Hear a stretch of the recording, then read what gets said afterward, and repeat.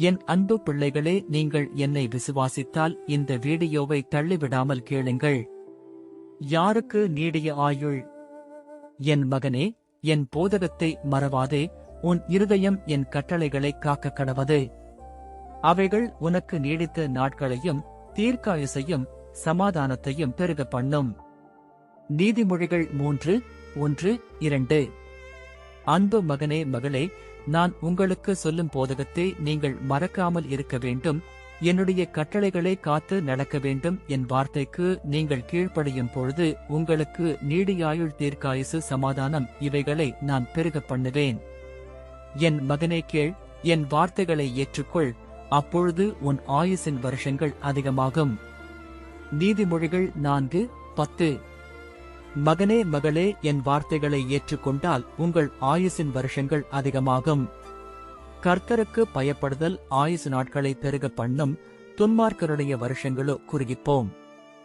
நீதிமொழிகள் 10:27. பிள்ளைகளே, எனக்கு நீங்கள் பயந்து நடந்தால் ஆயுசு நாட்களை நான் பெருக பண்ணுவேன். எங்கள் ஆயுசு நாட்கள் 70 வருஷம், பெலத்தின் மிகுதியால் 80 வருஷமாயிருந்தாலும் அதன் மேன்மையானது வருத்தமும் சஞ்சலமுமே. அது சீக்கிரமாய் கடந்து போகிறது, நாங்களும் பறந்து போகிறோம். சங்கீதம் 90:10.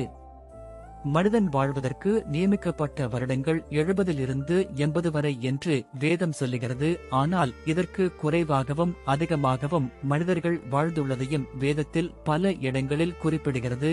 ஆனால் நீங்கள் என் வார்த்தைக்கு கீழ்ப்படியும் பொழுது, என் போதகத்தை மறக்காமல் இருக்கும் பொழுது, என் கட்டளைகளை காத்து நடக்கும் பொழுது நீண்ட ஆயுசு நாட்களை உங்களுக்கு தருவேன். நீடித்த நாட்களால் அவனை திருப்தியாக்கி என் இரட்சிப்பை அவனுக்கு காண்பிப்பேன். சங்கீதம் 91:16. என்னுடைய பிள்ளைகள் எவ்வளவு காலம் உயிரோடு இருப்பார்கள் என்று என்னுடைய வார்த்தை சொல்லுகிறது. நீங்கள் திருப்தியாகும் வரை உயிரோடு இருப்பீர்கள். நீங்கள் என்னை விசுவாசித்தால் ஆமென் சொல்லுங்க. நான் உங்களுக்கும் உங்கள் பிள்ளைகளுக்கும் நீடியாயுளை தருவேன். ஆமென்.